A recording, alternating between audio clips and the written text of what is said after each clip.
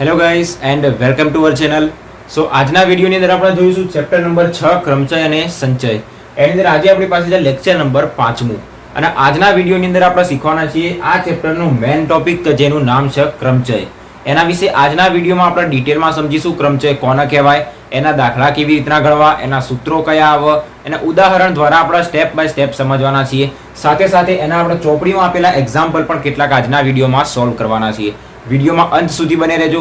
Most IMP topic છે ક્રમચય, એના દાખલા કેવી રીતના ગણવા બધી જ માહિતી તમને આજના વિડીયોની અંદર સમજણ પડી જશે. તો આપણે સ્ટાર્ટ કરીએ. સૌપ્રથમ ક્રમચયનો અર્થ શું થાય, એની વ્યાખ્યા શું થાય એને સમજીએ, ઉદાહરણ સમજીએ, એના પછી ઇન્ટ્રોડક્શનની અંદર એના સૂત્રો સમજીએ અને ચોપડીના દાખલાને સોલ્વ કરીએ. આપણી પાસે કોઈ વસ્તુઓનો સમૂહ આપેલા હોય, આપણને કહેવામાં આવે છે કે 1 થી 6 સુધીની કોઈ સંખ્યા આપેલી છે. 1 થી 6 સુધીની શું આપવામાં આવેલી છે? સંખ્યા આપેલી છે. તો ટોટલ સંખ્યા કેટલી થાય? 6 થાય. એવી રીતના જો 0 થી 6 સુધીની કોઈ સંખ્યા આપણને આપવામાં આવે, 0 થી 6 સુધીની કોઈ સંખ્યા, તો ટોટલ સંખ્યા કેટલી થાય? 7 થાય. ગણી લો 0 1 2 3 4 5 6 ટોટલ 7 સંખ્યાઓ થશે. તો આપણને ચોક્કસ સંખ્યાની અંદર શું આપેલી હોઈ શકે? વસ્તુ આપેલી હોઈ શકે. દરેકે દરેક પોઈન્ટને ધ્યાનથી સમજજો. આપણી પાસે કોઈ ચોક્કસ સંખ્યામાં આપણને કોઈ વસ્તુ આપેલી છે. ચોક્કસ સંખ્યામાં વસ્તુ આપેલી છે. એ ચોક્કસ સંખ્યાની વસ્તુઓમાં આપણને શું આપી શકે? આપણને આગળ એવા દાખલા જોયા હતા જેની અંદર અલગ અલગ રંગના આપણને ધ્વજ આપ્યા હોય અને એના દ્વારા આપણે સંકેત બનાવી શકીએ. તો એ વસ્તુઓની અંદર આપણને ધ્વજ આપી શકે. બીજા નંબરની અંદર વસ્તુઓની અંદર આપણને અલગ અલગ રંગના દડા આપી શકે. એ વસ્તુઓની અંદર આપણને સંખ્યાઓ પણ આપી શકે. અલગ અલગ સંખ્યાઓ પણ આપી શકે. 6 સંખ્યાઓ આપેલી હોય, જેમ કે 1 થી 6 સંખ્યા આપી હતી તો કુલ સંખ્યા કેટલી થાય? 6 થાય. આવી રીતના આપણને ચોક્કસ સંખ્યાઓમાં શું આપેલી હોય? વસ્તુઓ આપેલી હોય. જેમ કે ધ્વજ આપ્યા હોય અને એનો સંકેત બનાવવાનો હોય. અલગ અલગ રંગના દડા આપ્યા હોય અને 2 દડામાં શું કહેવાનું હોય કે આ 2 દડાની શું કરો? ગોઠવણી કરો. અને ઘણી બધી સંખ્યાઓ પણ આપેલી હોય. તો જેટલી બી આ અલગ અલગ ચોક્કસ સંખ્યાની અંદર વસ્તુઓ આપેલી હોય, જ્યારે આપણે એની ગોઠવણી કરીએ તો એ ગોઠવણીને આપણે શું કહીશું? ક્રમચય કહીશું. ગોઠવણીને આપણે શું કહીશું? ક્રમચય કહીશું. ફરી એક વખત સમજો. આપણને ચોક્કસ સંખ્યાની અંદર કોઈ બી વસ્તુ આપેલી હોય, એ વસ્તુની જ્યારે આપણે એની ગોઠવણી કરીશું, ચોક્કસ ગોઠવણી કરીશું, તો એ ગોઠવણીને આપણે ક્રમચય કહીશું. એક ઉદાહરણ દ્વારા સમજીએ. આપણી પાસે અલગ અલગ રંગના દડા આપણને આપવામાં આવ્યા છે. કોઈ બી 3 રંગ લઈ લઈએ. પહેલો રંગ લઈએ લાલ રંગ લઈ લઈએ, જેને આપણે R કહીશું. બીજો કોઈ બી રંગ સફેદ લઈ લઈએ, સફેદ જે હશે વ્હાઈટ, અને એક રંગ લઈ લઈએ આપણે કાળો, જેને આપણે કહીશું બ્લેક. હવે આપણને ટોટલ કેટલા રંગ આપવામાં આવેલા છે? 3 રંગ. મતલબ કુલ રંગની સંખ્યા કેટલી? 3. મતલબ ચોક્કસ સંખ્યામાં આપણને વસ્તુ આપી છે. ચોક્કસ સંખ્યા કેટલી થઈ? 3 થઈ. અને હવે આપણને શું કહેવામાં આવી છે? એની ગોઠવણી કરો. અને આની ગોઠવણી કેટલા પ્રકારે કરવાની ખબર?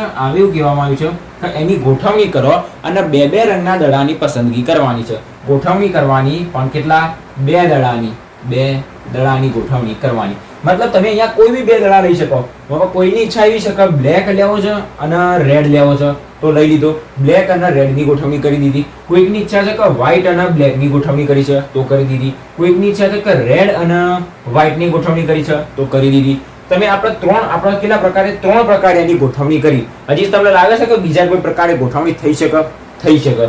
કોઈકે કેવું કીધું કે મારા બ્લેક અને રેડ જોઈએ છે, તો કોઈક એવું કહેશે કે મારા રેડ અને બ્લેક જોઈએ છે, તો કોઈક રેડ અને બ્લેક ની ગોઠવણી કરશે, કોઈક બ્લેક અને વ્હાઈટ ની ગોઠવણી કરશે, કોઈક વ્હાઈટ અને રેડ ની ગોઠવણી કરશે.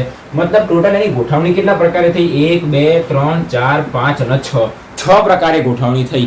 કારણ કે આની અંદર તમે જુઓ, આ બ્લેક અને રેડ અને બ્લેક આમ તો સરખું જ કહેવાય, પણ જ્યારે બી એની અંદર ક્રમચય આવે, એની ગોઠવણી આવે, તો બંને શબ્દો અલગ અલગ થશે. મતલબ બ્લેક અને રેડ અને બ્લેક હોય સમાન, પણ જ્યારે બી ક્રમચય આવે મતલબ બંને સમાન કહેવાશે નહીં, બંને અલગ અલગ કહેવાશે. શું કહેવાશે? બંને અલગ અલગ. બ્લેક અને રેડ અને બ્લેક બંને સરખા કહેવાશે નહીં. હવે કોઈકની એવી ઈચ્છા છે કે બ્લેક અને રેડ ની પસંદગી કરવી છે, એની ગોઠવણી કરવી છે, જ્યારે કોઈક રેડ અને બ્લેક ની ગોઠવણી કરી શકે. જેની મરજી જેવી હોય એવી રીતના એ ગોઠવણી કરી શકે. તો અહીંયા આગળ આની ગોઠવણી આપણે 6 પ્રકારે કરી શકાય. અને આની અંદર ક્રમનું મહત્વ છે. આપણે BR અને RB બંનેને સરખા ના કહી શકાય. શા માટે? કારણ કે કોઈકને આ પસંદગી કરે, કોઈક આની ગોઠવણી કરે, જેને જે અનુકૂળ આવે એની ગોઠવણી કરી શકાય. મતલબ ક્રમચય, તો એની અંદર ક્રમનું મહત્વ હશે. ક્રમનું શું હશે? મહત્વ હશે. આ એક પહેલી વસ્તુ થઈ ગઈ. તો એની અંદર ક્રમનું મહત્વ હશે. BR અને RB બંને અલગ અલગ ગણવામાં આવશે તો એ શું કહેવાશે? એની અંદર ક્રમનું મહત્વ કહેવાશે. તો આ થઈ ગયું ઇન્ટ્રોડક્શન. હવે આના ઉપરથી આપણે જવાનું છે સૂત્રોની અંદર. શા માટે? આની અંદર તમને એટલી ખબર પડી ગઈ કે ચોક્કસ સંખ્યામાં આપણને કોઈ વસ્તુઓ આપેલી હોય, જેમ કે 3 અલગ અલગ રંગના દડે આપેલા હતા, તો એની ગોઠવણી આપણે કેવી રીતના કરી શકાય એ વસ્તુ તમારે સમજવાની હતી. હવે આના ઉપરથી આપણે સમજીએ કેટલાક સૂત્રો. તો હવે સ્ટાર્ટ કરીએ સૂત્રો વિશે. પહેલા નંબરનું સૂત્ર જોઈએ. દરેક સૂત્ર જે રહ્યા એ એક્ઝામ્પલ સાથે જ સમજવાના છે. અને સૌપ્રથમ આપણે એક ઉદાહરણ જ સમજીએ. આપણને ચોપડીમાં પહેલું જ ઉદાહરણ આપ્યું હતું, જેની અંદર લખ્યું હતું રોઝ. આપણને એક શબ્દ આપેલો છે જેની અંદર ટોટલ કેટલા? 4 મૂળાક્ષર છે, ROS અને E. તો ટોટલ આની અંદર મૂળાક્ષરો કેટલા? તો કે 4. અને હવે એવું કહેવામાં આવ્યું છે કે આ 4 મૂળાક્ષરોનો ઉપયોગ કરીને અને 3 શબ્દોનો શું બનાવો? 3 મૂળાક્ષરોનો એક શબ્દ બનાવો. આ 4 નો ઉપયોગ કરવાનો, 4 માંથી 3 નો ઉપયોગ કરી અને શું બનાવો? એક શબ્દ બનાવો. હવે આપણે 3 શું કરવાના છે? મૂળાક્ષરો લેવાના છે. તો 3 મૂળાક્ષરો અહીંયા આગળ લઈએ, મતલબ આપણે કેટલા ખાના લઈશું? 3 ખાના લઈશું. હવે આની અંદર પણ આપણી પાસે 2 શરત હોય, પુનરાવર્તન કરવાનું કે પુનરાવર્તન નહીં કરવાનું. તો પહેલા નંબરમાં આપણે જોઈએ પુનરાવર્તન વગર. મતલબ પુનરાવર્તન થવું જોઈએ નહીં. મતલબ અહીંયા આગળ આપણે શું મૂકી શકાય? આ ROSE 4 માંથી કોઈ બી 3 આપણે શું મૂકવાના છે? મૂળાક્ષર મૂકવાના છે. તો હું તો અહીંયાથી 4 માંથી કોઈ બી એક મૂળાક્ષર મૂકી દઉં. હવે પુનરાવર્તન થવું જોઈએ નહીં. પુનરાવર્તન ના થવું જોઈએ મતલબ અહીંયા આગળ ધ્યાનથી જો અમે E મૂકી દીધો તો હવે હું E લઈ શકું નહીં. હવે આ જે વધેલા 3 રહ્યા એમાંથી જો કોઈ એક સંખ્યા મૂકી શકું તો વધેલા 3 માંથી જ એક મૂકીશ. હજી પણ એની અંદરથી કોઈ એક સંખ્યા લઈ લીધી તો હવે આપણી પાસે 2 જ સંખ્યા વધી. તો હવે હું અહીંયા આગળ 2 માંથી જ કોઈક એક સંખ્યા મૂકી શકું. તો અહીંયા આગળ આના જ્યારે આપણે ક્રમચય શોધવા હોય તો આપણે શું કરીએ? દરેકને એટલી વસ્તુ તો ખબર છે, જે નીચે આપણને સંખ્યા મળે બધાનો ગુણાકાર કરી દઈએ. 2 × 3 × 4 4 × 12 = 24. તો આના ટોટલ ક્રમચયો કેટલા મળે? 24 મળે. આટલી વસ્તુ તમને ખબર પડી ગઈ. હવે હું તમને એવું કહું કે આપણને એક મૂળાક્ષર આપેલા છે, 100 મૂળાક્ષરો આપેલા છે. ટોટલ 100 મૂળાક્ષરો આપેલા છે. એ કોઈ બી આપેલા હોય, એ 100 મૂળાક્ષરોમાંથી તમારે કેટલા મૂળાક્ષરોનો 80 નો ઉપયોગ કરવાનો અને કહેવાનું કે એના ટોટલ કેટલા શબ્દો બને. 100 મૂળાક્ષરો આપ્યા, એના ટોટલ કેટલા શબ્દ બને. ઓકે, આ મૂળાક્ષરો રહ્યા એની અંદર માત્ર ને માત્ર A થી Z સુધીના 26 નહીં, પણ એની અંદર ક ખ ગ ગમે તે આપી દીધા. આપણને 100 મૂળાક્ષરો આપી દીધા અને એનો ઉપયોગ કરીને કહેવામાં આવ્યું છે કે 80 નો ઉપયોગ કરો અને એક શબ્દ બનાવો. તો શું અહીંયા આગળ આપણે 80 ખાના દોરવા બેસીશું? આની અંદર 1 2 3 4 આમાં 80 અને ખાના દોરવા બેસીશું અને છેલ્લા ખાનાની અંદર 100 માંથી એક મૂકીશું. એના આગળનામાં 99 98 એવી રીતના મુકાય. આ તો આપણે શું થઈ જાય? ભારું થઈ જાય. તો આવું જો યાર કોઈ મોટા શબ્દો આવે, જ્યારે વધારે મૂળાક્ષરો આવે અને વધારે મૂળાક્ષરોનો ઉપયોગ કરીને કોઈ શબ્દ બનાવવાનો આવે તો ત્યારે એના માટે આપણે શું કરવું પડે? સૂત્રનો ઉપયોગ કરવો પડે. તો એ સૂત્ર આવશે કોના માટેનું? NPR માટે. જ્યાં P મતલબ શું? તો કે ક્રમચયને કહેવાય પરમ્યુટેશન. શું કહેવાય છે? પરમ્યુટેશન. અને પરમ્યુટેશનના P ઉપરથી જ આપણને શું આપવામાં આવ્યું છે? NPR. તો આપણે જ્યારે ક્રમચય શોધવાનો હોય તો એના માટેનું સૂત્ર ક્યારે? તો જ્યારે કોઈ એવી સંખ્યા હોય, એવો કોઈ મૂળાક્ષર, એવો કોઈ શબ્દ કે જેની અંદર પુનરાવર્તન થવું જોઈએ નહીં. પુનરાવર્તન વગર જ્યારે આપણે શોધવાનું હોય ત્યારે એનું સૂત્ર શું આવશે? n ફેક્ટોરિયલ છેદમાં n - r નો ફેક્ટોરિયલ. આ છે આપણી પાસે આજનું પહેલા નંબરનું સૂત્ર. તો જ્યારે પુનરાવર્તન ના થાય અને એની અંદર આપણે કોઈ સંખ્યા શોધવાની હોય, જ્યારે ટોટલ કુલ ક્રમચય શોધવાના હોય તો આનો ઉપયોગ કરી શકાય. આના માટે આનો ઉપયોગ કરીને આપણે દાખલો ગણીએ તો થઈ શકે. n મતલબ શું એ પણ સમજી લો. n મતલબ આપણને જે કુલ મૂળાક્ષર આપવામાં આવેલા હોય, કુલ મૂળાક્ષર જે આપણને આપવામાં આવ્યા હોય. અને બીજા નંબરની અંદર r શું? તો r મતલબ જે એટલા મૂળાક્ષર કે જેનો આપણે ઉપયોગ કરીને શબ્દ બનાવીશું. મૂળાક્ષર કે જેનો આપણે શું કરવાનો? ઉપયોગ કરવાનો. અને એનો ઉપયોગ કરીને આપણે શું બનાવીશું? કોઈ શબ્દ બનાવીશું. તો અહીંયા આગળ આપણને n ની જગ્યાએ શું આપ્યું છે? ટોટલ 4 મૂળાક્ષરો આપેલા છે. તો 4 P અને આપણે 3 નો ઉપયોગ કરવાનો છે. તો નીચે આવશે 3. અને આનો મતલબ શું થશે? કે 4 ને 3 વખત પાછળ લઈ જવાનું. 4 ને 3 વખત પાછળ લઈ જવાનું. તો આવું પણ કરી શકાય. 4 3 2. 4 ને આપણે 3 વખત પાછળ લઈ ગયા તો 4 × 12 થશે 24. પણ આપણે તો સૂત્રનો ઉપયોગ કરવાનો હતો, તો સૂત્રનો પણ ઉપયોગ કરી દઈએ. 4p3 તો બરાબર n ની કિંમત કેટલી? 4 ફેક્ટોરિયલ છેદમાં n માઇનસ r નો ફેક્ટોરિયલ, 4 માઇનસ 3 નો ફેક્ટોરિયલ, 4 માઇનસ 3 અને પછીનો ફેક્ટોરિયલ, તો 4 ફેક્ટોરિયલ છેદમાં 4 માંથી 3 જાય તો 1 નો ફેક્ટોરિયલ, 4 ફેક્ટોરિયલ મતલબ 4 ગુણ્યા 3 ગુણ્યા 2 ગુણ્યા 1 અને છેદમાં 1 નો ફેક્ટોરિયલ 1 જ થશે. 4 તરી 12 તો 24 એકા 24. જોઈ લો આપણને ત્રણેય રીતથી એક જ સરખો જવાબ મળ્યો. આપણે આની અંદર ક્યારે કરતા હતા આવા દાખલા કે જ્યારે આપણને 3 4 5 6 સંખ્યા આપેલી હોય ત્યારે આપણને 10 12 સંખ્યા આપેલી હોય તો આપણે શું કરીએ? 10 ગુણ્યા 9 ગુણ્યા 8 ગુણ્યા 7 એવું કરીએ. એના કરતા સીધી જ સૂત્રની અંદર કિંમત મૂકી દઈએ તો આપણને ડાયરેક્ટ જ જવાબ મળી જાય. તો આવા સૂત્રનો ઉપયોગ ક્યારે થશે? આ પહેલા નંબરનું આપણું સૂત્ર. આ સૂત્રનો ઉપયોગ ક્યારે થશે? કે જ્યારે આપણને કોઈ મૂળાક્ષરો આપેલા હોય અને મૂળાક્ષરોનો ઉપયોગ કરીને આપણે શું બનાવવાનું હોય? શબ્દ બનાવવાનો હોય, અથવા તો કોઈ સંખ્યા આપેલી હોય ચોક્કસ અને એનો ઉપયોગ કરીને સંખ્યાઓની ગોઠવણી કરીને કોઈ સ્પેસિફિક સંખ્યા બનાવવાની હોય, 3 અંકની, 2 અંકની, 4 અંકની, તો એવી સંખ્યા બનાવવાની હોય અને એની અંદર પુનરાવર્તન વગર બનાવવાની હોય તો આપણે આ સૂત્રનો ઉપયોગ કરી શકાય. હવે આની જ અંદર જોઈએ કે જો પુનરાવર્તન કરવાનું હોય તો આપણે શું કરી શકાય?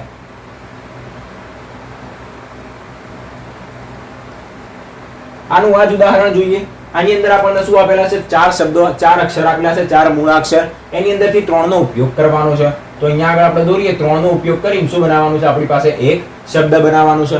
તો અહીંયા આગળ 4 છે તો હું 4 માંથી કોઈ બી એક મૂળાક્ષર અહીંયા આગળ મૂકી શકું. અને આની અંદર એવું કહેવામાં આવ્યું છે કે પુનરાવર્તન સાથે મતલબ પુનરાવર્તન થશે તો કોઈ વાંધો આવશે નહીં. એકનો એક મૂળાક્ષર, એકની એક સંખ્યા બીજી વખત આવશે તો ચાલશે. અહીંયા 4 માંથી મેં કોઈ બી એક સંખ્યા મૂકી દીધી, અહીંયા ઓ મૂક્યો, હવે બીજી વખત ઓ આવશે તો ચાલશે, કોઈ વાંધો આવશે નહીં. મતલબ 4 માંથી ફરી હું કોઈ બી સંખ્યા મૂકી શકું, અહીંયા પણ હું 4 માંથી કોઈ બી સંખ્યા મૂકી શકું, કારણ કે એનું પુનરાવર્તન ચાલશે. તો જ્યારે આના આપણે શોધવું હોય, આના ક્રમચયો, તો આમ આપણે શું કરીએ? 4 ગુણ્યા 4 ગુણ્યા 4 મતલબ આપણને 64 મળે. હવે ડાયરેક્ટ આપણને એવું આપેલું હોય કે 10 સંખ્યા છે અને 10 સંખ્યાનો ઉપયોગ કરીને 10 ખાના ભરવા છે, તો યાદ રાખજો સિમ્પલ છે. ઘણા બધા દાખલાની અંદર આનો યુઝ થશે. આપણને ટોટલ 10 ખાના આપેલા છે, 10 મૂળાક્ષર આપેલા છે, 10 મૂળાક્ષરો આપેલા છે અને 10 મૂળાક્ષરોનો ઉપયોગ કરીને શું કરવાના છે? ખાના ભરવાના છે અને એનાથી શું બનાવવાનું છે? એક શબ્દ બનાવવાનું છે.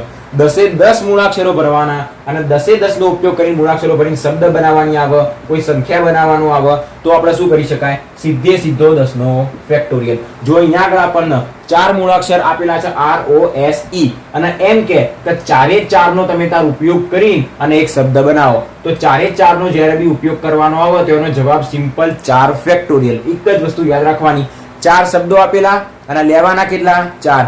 જેટલા આપેલા હોય એટલાનો જો ઉપયોગ કરવાનો હોય તો એનો શું લઈ લેવાનો? ફેક્ટોરિયલ લઈ લેવાનો. પણ આની અંદર હવે આપણને એવું કહેવામાં આવે કે તમારી પાસે 10 શબ્દો છે, શું છે? 10 મૂળાક્ષરો લઈ લઈએ, 10 મૂળાક્ષરો છે અને 10 માંથી તમારે 9 નો ઉપયોગ કરવાનો છે, 9 નો ઉપયોગ કરવાનો છે અને એવું કહી દીધું કે પુનરાવર્તન સાથે, મતલબ પુનરાવર્તન થશે તો કોઈ વાંધો આવશે નહીં. મતલબ જેટલા મૂળાક્ષરો આપવામાં કેટલા આવ્યા છે?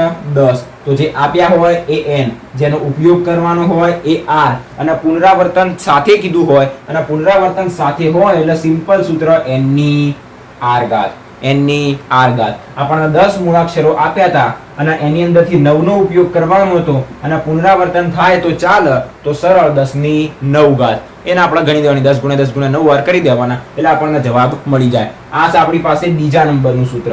અને આ બીજા નંબરનું સૂત્ર ક્યારે વપરાશે? કે જ્યારે આપણને કેટલાક મૂળાક્ષરો આપ્યા હોય, મૂળાક્ષરોની જગ્યાએ સંખ્યા પણ આપી હોય, અલગ અલગ રંગના દડા પણ આપ્યા હોય અને એનો આપણે ઉપયોગ કરીને શું કરવાનું હોય? એનો ઉપયોગ કરીને કોઈ સંખ્યા બનાવવાની હોય, કોઈ શબ્દ બનાવવાનો હોય અને એમાં એવું કહેવામાં આવ્યું હોય કે પુનરાવર્તન સાથે, મતલબ પુનરાવર્તન ચાલશે, તો આપણું સિમ્પલ સૂત્ર n ની r ઘાત. દાખલા જોઈશું એટલે તમને એની અંદર વધારે આઈડિયા આવશે. ઓકે, તો n ની r ઘાત. બીજી એક મોસ્ટ આઈએમપી વસ્તુ આની અંદર યાદ રાખજો કે જે n અને r રહ્યો એની અંદરથી r જે રહ્યો એ હંમેશા n ના જેટલો કાં તો એના કરતા ઓછો હશે. r એ હંમેશા n કરતા ઓછો કાં તો એના જેટલો જ હશે. ઓકે, એના કરતા વધારે તો હોય જ ના શકે. આપણને 10 સંખ્યા આપી હોય અને એની અંદરથી 11 સંખ્યાઓનો શું બનાવવાનો હોય? એક શબ્દ બનાવવાનો હોય. બને? ના બને. 11 સંખ્યામાંથી 10 નો બને પણ 10 માંથી 11 નો બને નહીં. તો આટલી વસ્તુ યાદ રાખવાની કે r એ હંમેશા n કરતા નાનો કાં તો એના જેટલો જ હશે.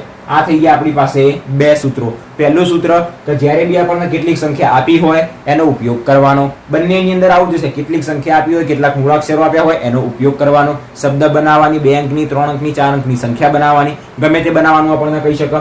અને જો એની અંદર પુનરાવર્તન વગર કે પુનરાવર્તન જોઈએ નહીં તો સૂત્ર આવ્યું ફેક્ટોરિયલ વાળું. અને જો પુનરાવર્તન ચાલે તો કશો વાંધો નહીં, તમે તાર પુનરાવર્તન કરો, સીધી જ એની આર ઘાત મૂકી દેવાની. અહીંયા આગળ આપણી પાસે NPR જે લખ્યું NPR, એના આપણે આમ તો શું કહીએ, અહીંયા આગળ જોયું તો આપણે કે 3P2 હોય મતલબ 3 ને 2 વખત પાછળ લઈ જવાનું. તો 3 ને 2 વખત મતલબ 3 ગુણ્યા 2, પૂરું થઈ ગયું. એ રીતના NPR નું જો સૂત્ર જોવું હોય તો n ને r વખત પાછળ લઈ જવાનું. તો પહેલા n ને 1 વખત પાછળ લઈ ગયા, 2 વખત પાછળ લઈ ગયા, 3 વખત પાછળ લઈ ગયા, કેટલા સુધી લઈ જવાનું? r વખત. તો n - r + 1 આપણને મળશે આનું છેલ્લું પદ n - r + 1.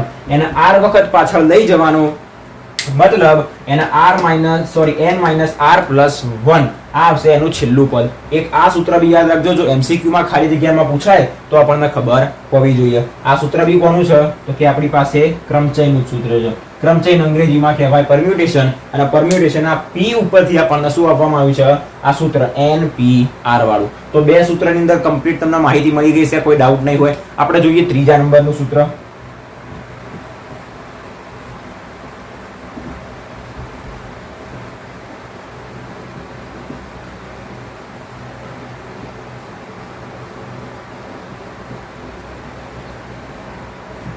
ત્રીજા નંબરનું સૂત્ર આપણી પાસે આવે છે, કોના માટે આવશે? ઉદાહરણ દ્વારા સમજીએ. આપણી પાસે એક શબ્દ છે કૂક. આગળ આપણે શું લીધો તો? રોજ લીધો તો. અહીંયા આગળ કૂક લીધું. આની અંદર તમને એક વસ્તુ જોવા મળશે કે આપણી પાસે ટોટલ મૂળાક્ષરો કેટલા? 4 મૂળાક્ષરો. 4 મૂળાક્ષરો. આપણને એવું કે 3 મૂળાક્ષરોનો ઉપયોગ કરીને શું બનાવો? એક શબ્દ બનાવો. અર્થવાળો બને કે અર્થરહિત બને. 2 મૂળાક્ષરોનો ઉપયોગ કરીને શબ્દ બનાવો. 4 મૂળાક્ષરોનો ઉપયોગ કરીને શબ્દ બનાવો. પણ આની અંદર એક વસ્તુ કોમન છે કે અહીંયા આગળ ઓ જે રહ્યા, ઓ એનું શું થઈ રહ્યું છે? પુનરાવર્તન થઈ રહ્યું છે. એનું પુનરાવર્તન થઈ રહ્યું છે. મતલબ ઓ કેટલી વખત આવ્યો? 2 વખત. તો એવો કોઈ શબ્દ હોય અથવા એવી કોઈ સંખ્યા હોય કે જેની અંદર એકના એક મૂળાક્ષરનું પુનરાવર્તન થતું હોય, એકના એક મૂળાક્ષરનું પુનરાવર્તન થતું હોય, તો એ પુનરાવર્તન થતા મૂળાક્ષરના આપણે શેના તરીકે દર્શાવીશું? p તરીકે. p તરીકે. અહીંયા આગળ ઓ કેટલી વખત આવ્યો? 2 વખત. મતલબ p ની કિંમત હશે 2. બીજો એક ઉદાહરણ લઈએ. આપણે ઉદાહરણ લઈએ રૂટ. આની અંદર પણ મૂળાક્ષરો કેટલા? 4. ઓ ની પુનરાવર્તન કેટલી વખત થયું? 2 વખત. તો જેટલી વખત પુનરાવર્તન થાય એના આપણે શું કહીશું? p કહીશું. તો આનું આપણી પાસે સૂત્ર શું બનશે? બહુ જ સિમ્પલ સૂત્ર, n ફેક્ટોરિયલ છેદમાં p ફેક્ટોરિયલ. આ સૂત્ર ક્યારે લગાવવાનું? કે જ્યારે આપણી પાસે એવો કોઈ મૂળાક્ષર હોય અથવા એવી કોઈ સંખ્યા આપેલી હોય કે જેની અંદર એકના એક મૂળાક્ષરનું પુનરાવર્તન થતું હોય. એકનું એક મૂળાક્ષર ઓ રહ્યો કે જેનું પુનરાવર્તન બીજી વખત થયું છે. અહીંયા પણ ઓ રહ્યો કે જેનું પુનરાવર્તન બીજી વખત થયું છે. એક આવા ઓકે, આ થઈ ગયું આપણી પાસે ત્રીજા નંબરનું સૂત્ર. ત્રીજા નંબરનું સૂત્ર. હવે ચોથા નંબરનું સૂત્ર આની સાથે રિલેટેડ જ છે. આના પૂછી દઈએ.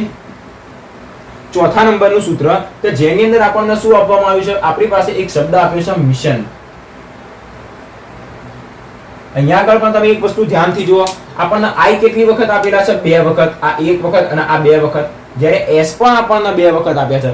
અહીંયા તો ખાલી ઓ જ એક જ એવો હતો કે જે 2 વખત આપ્યો તો મતલબ એનું પુનરાવર્તન થતું હતું. અહીંયા તો અલગ અલગ સંખ્યાઓ છે કે જેનું પુનરાવર્તન થઈ જાય છે. તો આના માટે સૂત્ર શું આવે? અહીંયા આગળ s નું પણ પુનરાવર્તન થઈ રહ્યું છે, સાથે સાથે i નું પણ પુનરાવર્તન થઈ રહ્યું છે. s કેટલી વખત આવ્યો? તો કે 2 વખત. i કેટલી વખત આવ્યો? એ પણ 2 વખત. તો આના તમે p1 કહી દો ને અને આના p2 કહી દો.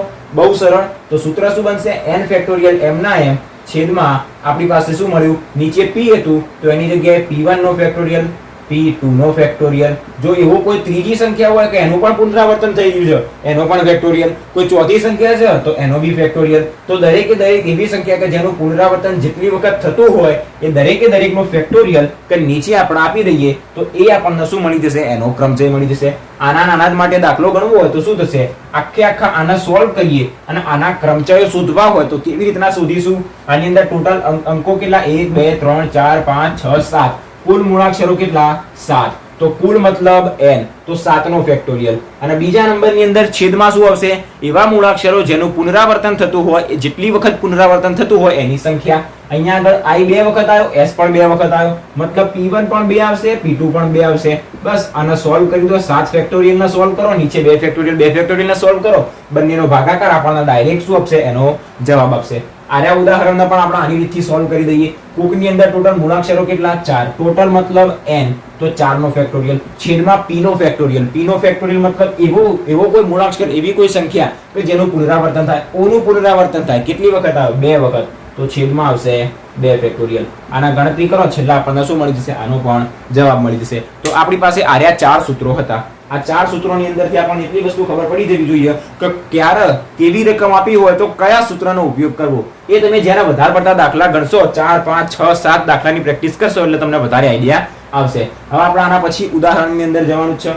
તો એક તમને આટલી વસ્તુ ખબર પડી જવી જોઈએ. ઓકે, એક આપણને આવું આપવામાં આવ્યું હોય NPR, એક બીજી વસ્તુ રહી ગઈ NPR, બરાબર. આપણને આવું આપ્યું 5p3. તો આને શોધવું હોય તો 2 રીતથી શોધી શકાય. દરેકને આવડતું હશે, છતાં એક વખત સમજાવી દઉં. 5 ને 3 વખત રિવર્સ લઈ જવાની, તો 5, 4, 3, સોરી 5, 4 અને ગુણ્યા 3. ઓકે, આ આપણને એનો જવાબ આપશે. બીજા નંબરની અંદર આને આપણે કેવી રીતના સોલ્વ કરી શકાય? જો ઉપર n ફેક્ટોરિયલ છેદમાં n માઇનસ r નો ફેક્ટોરિયલ, મતલબ ઉપર 5 નો ફેક્ટોરિયલ અને છેદમાં 5 માઇનસ 3 નો ફેક્ટોરિયલ. આવી રીતના પણ આપણે આને સોલ્વ કરી શકાય. તો જ્યારે એક્ઝામ્પલ ગણીએ તો આપણે બંનેમાંથી કોઈ બી રીતનો ઉપયોગ કરી શકાય. ઓકે, એટલે એક્ઝામ્પલની અંદર કન્ફ્યુઝ નહીં થવાનું કે આપણે આ કેવી રીતના લાયા, આ કેવી રીતના લાયા. દરેકે દરેક વસ્તુ જે આપણે અહીંયા શીખ્યા એનો જ ઉપયોગ આપણે ઉદાહરણની અંદર કરવાનો છે. તો હવે અહીંયા સુધી આપણે ભૂસી દઈએ અને આગળના જે એક્ઝામ્પલ આપણા ચોપડીની અંદર સ્વાધ્યાય 6.3 પહેલા જે એક્ઝામ્પલ આપણને આપવામાં આવેલા રહ્યા ક્રમચયના એક્ઝામ્પલ, એને આપણે સોલ્વ કરીએ. તો ઉદાહરણ જોઈએ 9. એની અંદર આપણને શું કહેવામાં આવ્યું છે? અલ્હાબાદ આપણને એક શું આપે છે? શબ્દ આપે છે. અને એવું કહેવામાં આવ્યું છે કે આનાથી બનતા મૂળાક્ષરો, આની અંદર રહેલા મૂળાક્ષરોનો ઉપયોગ કરો અને કહેવામાં આવ્યું છે કે એના કુલ કેટલા ક્રમચયો બને. મતલબ ક્રમચયોની સંખ્યા શોધવાની. આપણે 4 સૂત્રો જોયા, એની અંદરથી આમાં ધ્યાનથી સમજવાનું કે કયા સૂત્રનો ઉપયોગ કરીશું. તો અહીંયા એક વસ્તુ ધ્યાનથી સમજી લેવાની. પહેલી વસ્તુ દરેકમાં ફિક્સ, કુલ મૂળાક્ષરો કેટલા?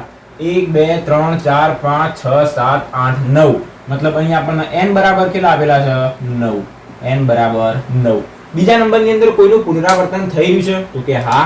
અહીંયા આગળ a જે કેટલી વખત આવ્યો છે? 4 વખત a આવ્યો છે, 4 વખત. પછી l જે રહ્યો એ પણ 2 વખત આવ્યો. એના સિવાય કોઈનું પુનરાવર્તન થાય છે? a આવી ગયો અને l આવી ગયો. બસ. તો આ બંને એવી સંખ્યા છે, એવા મૂળાક્ષર છે કે જેનું પુનરાવર્તન થાય છે. અને જ્યારે પુનરાવર્તન થતું હોય તો કયું સૂત્ર આવે? ત્રીજા નંબરનું અને ચોથા નંબરનું. ત્રીજા નંબરનું સૂત્ર ક્યારે આવશે? કે જ્યારે કોઈ એક જ મૂળાક્ષરનું પુનરાવર્તન થતું હશે. ચોથા નંબરનું સૂત્ર ક્યારે આવશે? કે જ્યારે 2 અથવા વધારે મૂળાક્ષરોનું પુનરાવર્તન થતું હશે. અહીંયા આગળ તો 2 મૂળાક્ષરોનું પુનરાવર્તન થાય છે, a અને l. તો અહીંયા આગળ આપણને p1 કેટલો આપવામાં આવ્યો છે? a કેટલી વખત આવ્યો? 4 વખત પુનરાવર્તન થયું, મતલબ એની કિંમત 4. અને p2 બીજા કોનું પુનરાવર્તન થાય છે? l નું. કેટલી વખત આવ્યો l? તો કે 2. તો p2 ની કિંમત 2. સીધું સૂત્ર મૂકી એની અંદર બધી કિંમતો મૂકતા ડાયરેક્ટ આપણને શું મળી જશે? જવાબ મળી જશે. તો હવે આપણે સૂત્ર કયું મૂકવાનું? ચોથા નંબરનું. સૂત્ર કયું હતું આપણી પાસે? n ફેક્ટોરિયલ છેદમાં p1 factorial into p2 factorial. ખાલી આટલું જ લખીશું. આપણને શોધવાનું શું કીધું છે? કુલ ક્રમચયો. તો લખી દઈએ કે તેથી કુલ ક્રમચયો બરાબર, અને હવે સૂત્ર લખીએ તો બરાબર n ની કિંમત કેટલી? 9. તો 9 ફેક્ટોરિયલ છેદમાં p1 કેટલો? તો કે 4 એનો ફેક્ટોરિયલ. p2 કેટલો? તો કે 2 તો એનો ફેક્ટોરિયલ. 9 ને સોલ્વ કરીએ તો શું મળશે? 9, 8, 7, 6, 5, 4, 3 નહીં લેવાના, કારણ કે 4 ફેક્ટોરિયલ નીચે છે તો ડાયરેક્ટલી શું થઈ જશે? કટ થઈ જશે. 2 ગુણ્યા 1, 2 ફેક્ટોરિયલ ને આપણે અલગ કરી દીધા. તો 4 ફેક્ટોરિયલ ડાયરેક્ટ કટ થઈ જશે. અહીંયાથી 4 દૂર થઈ જશે 8. ઓકે, હવે જેટલી સંખ્યા વધી એ દરેકનો ગુણાકાર કરી દઈએ. કઈ સંખ્યા વધી? 9. પછી 8 ની જગ્યાએ આવ્યો 4, પછી 7, 6, 5, 4. આપણને આનો જવાબ મળશે 30,240. 30,240 ચેક કરી દઈએ. 30,240. એક જ મિનિટ, આની અંદર ના આવ્યો જવાબ. 9, 8, 7. ફરી એક વખત ચેક કરીએ. 9 ગુણ્યા 4 ગુણ્યા 7 ગુણ્યા 6 ગુણ્યા 5 બરાબર 7,560. 7,560 આપણને જવાબ મળી ગયો છે. ઓકે, ચોપડીની અંદર પણ જવાબ આપણને મળી ગયો 7,560. તો બરાબર 7,560 આ આપણને જવાબ મળી ગયો ઉદાહરણ નંબર 9 નો. બસ આની અંદર ખાલી કિંમતો મૂકવાની અને હવે આ બધી વસ્તુ તો તમને આવડી જવી જોઈએ. આ ફેક્ટોરિયલ આપ્યો હોય અને ફેક્ટોરિયલના સોલ્વ કેવી રીતના કરવો બહુ જ સરળ છે. આની અંદરથી ડાયરેક્ટલી કેલ્ક્યુલેટરમાં આનો ગુણાકાર કરીએ 75 60 7,560 આપણને જવાબ મળી જશે. આ હતો ઉદાહરણ નંબર 9. આગળનો જોઈએ ઉદાહરણ 10. તો જોઈએ ઉદાહરણ નંબર 10. આની અંદર આપણને શું કહેવામાં આવ્યું છે કે 1 થી 9 સંખ્યા રહી એનો આપણે ઉપયોગ કરવાનો 1 થી 9 અંકોનો અને એની અંદર પુનરાવર્તન સિવાય 4 અંકો વાળી કેટલી સંખ્યા બને એ આપણે શોધવાનું. જો આવો દાખલો જ્યારે તમારા MCQ માં આવે એટલે એક મિનિટે ના થવી જોઈએ. આપણને 1 થી 9 સંખ્યા આપેલી છે. 1 થી 9 સંખ્યા આપેલી છે મતલબ ટોટલ સંખ્યા કેટલી થશે 9 p અને સંખ્યા કેટલા અંકો વાળી બનાવવાની 4 અંકો વાળી. તો સીધું જ 9p4 નું સૂત્ર બનાવવાનું. 9p4 મતલબ 9 ને 4 વખત પાછળ લઈ જવાનું 9 8 7 6. તમે આ 4 નો ગુણાકાર કરશો એટલે તમને ડાયરેક્ટ જવાબ મળી જશે. જ્યારે MCQ ની અંદર આવા દાખલા આવે તો ફટાફટ એને સોલ્વ કરી દેવાના. પણ જ્યારે 2 થી 3 માર્ક્સમાં આપણને પૂછે તો આપણે એને ગણીને પછી એનો જવાબ લખવાનો. તો સ્ટાર્ટ કરીએ. અહીંયા આગળ આપણને શું આપવામાં આવ્યું છે 1 થી 9 અંકો આપ્યા છે. મતલબ અહીં આપણને n બરાબર કેટલા આપ્યા છે n બરાબર આપણને આપ્યા છે ટોટલ 9 અને શું કહેવામાં આવ્યું છે પુનરાવર્તન સિવાય મતલબ પુનરાવર્તન થવું જોઈએ નહીં. પહેલું જ સૂત્ર કે જેની અંદર પુનરાવર્તન ના થવું જોઈએ. 9 માંથી 4 અંકો વાળી બનાવવાની. 9 આપ્યા છે 4 અંકો વાળી બનાવવાની મતલબ n બરાબર આપણને કેટલા આપ્યા છે 4 આપ્યા છે. r બરાબર 4 આપ્યા છે. તો સિમ્પલ ડાયરેક્ટલી આપણે આ સૂત્રનો જ ઉપયોગ કરી શકાય. શું છે મળ્યું આપણને 9p4 ક્યારે તો n p r વાળા સૂત્રની અંદર મૂકીએ ત્યારે તો બરાબર ઉપર આવશે n નો ફેક્ટોરિયલ છેદમાં આવશે n - r નો ફેક્ટોરિયલ. તો બરાબર ઉપર આવશે 9 નો ફેક્ટોરિયલ 9 8 7 6 5 4 નહીં 5 ફેક્ટોરિયલ જ 9 માંથી 4 જશે તો 5 ફેક્ટોરિયલ. બસ ડાયરેક્ટલી આનો ગુણાકાર 9 8 7 6 આ 4 નો ગુણાકાર આપણને જવાબ કેટલો આપશે ઉદાહરણ નંબર 10 ની અંદર 30 24 આપણને જવાબ આપશે. 30 24 આપણને શું મળી જશે આનો જવાબ ચેક કરી દઈએ એક વખત 9 8 7 6 30 24 આપણને જવાબ મળશે. બસ જોઈ લો તમને ડાયરેક્ટલી આ જ જવાબ મળશે. પણ આ રીત ક્યારે કરવાની મોઢે કરવાની હોય જ્યારે ફટાફટ MCQ ની અંદર દાખલા પૂછ્યા હોય ત્યારે ફટાફટ આ રીત કરી દેવાની. પણ જો 2 થી 3 માર્ક્સમાં દાખલો પૂછ્યો હોય 2 માર્ક્સમાં તો આપણે આવી રીતના ગણીને આખો દાખલો બતાવવાનો. તો આ મળી ગયો આપણો ઉદાહરણ નંબર 10 નો જવાબ. આગળ જોઈએ ઉદાહરણ 11. હવે જોઈએ ઉદાહરણ નંબર 11. આની અંદર આપણને શું કહેવામાં આવ્યું છે કે પુનરાવર્તન વગર મતલબ પુનરાવર્તન કરવાનું નથી. તો એવું કહેવામાં આવ્યું છે કે 0 1 2 3 4 5 હવે ટોટલ આપણને આટલી સંખ્યા આપવામાં આવી છે. સરવાળો કરી દો બધાનો. ટોટલ કુલ સંખ્યા આપણને કેટલી આપેલી છે 6 મતલબ અહીં n બરાબર 6 અને એવું કહેવામાં આવ્યું છે કે આનો ઉપયોગ કરીને 100 થી 1000 ની વચ્ચે ટોટલ કેટલી સંખ્યા બનાવી શકાય. હવે વિચારો 100 થી 1000 ની વચ્ચે કીધું છે મતલબ 100 અને 1000 લેવાના નહીં. તો સ્ટાર્ટ ક્યાંથી થશે 101 થી પૂરી ક્યારે થશે 999 થી. મતલબ તમે આ બંને વચ્ચેની કોઈ બી સંખ્યા લઈ લો એ હંમેશા સંખ્યા કેટલી હશે 3 અંકની જ હશે. તો આપણને અહીંયા લેવાની કેટલી છે 3 અંકની. 3 અંકની સંખ્યા લેવાની હોય મતલબ r બરાબર અહીંયા આગળ હશે 3. ઓકે તમને આટલી ખબર પડી ગઈ. તો r બરાબર અહીંયાથી આપણને મળી જશે 3. પણ બીજો પણ એક ટ્વિસ્ટ છે. ટ્વિસ્ટને આપણે સમજવું પડશે. આપણને 3 અંકની સંખ્યા બનાવવાની કીધી છે. આ બધાનો ઉપયોગ કરવાનો છે. હવે તમે અહીંયા આગળ ગમે તે સંખ્યાની પસંદગી કરી દીધી પણ કોઈક એવી સંખ્યા આવી કે અહીંયા આગળ 0 આવી ગયો.